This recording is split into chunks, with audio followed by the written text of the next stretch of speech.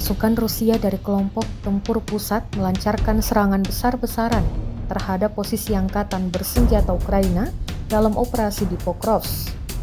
Rekaman yang dirilis menunjukkan penghancuran peralatan militer, persenjataan, serta infanteri Ukraina dalam pertempuran yang sengit.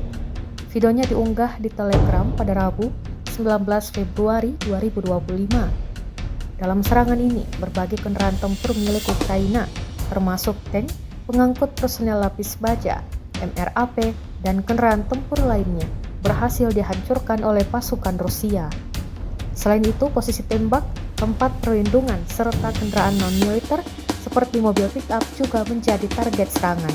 Rekamannya pun kini telah menuai berbagai komentar dari warganet.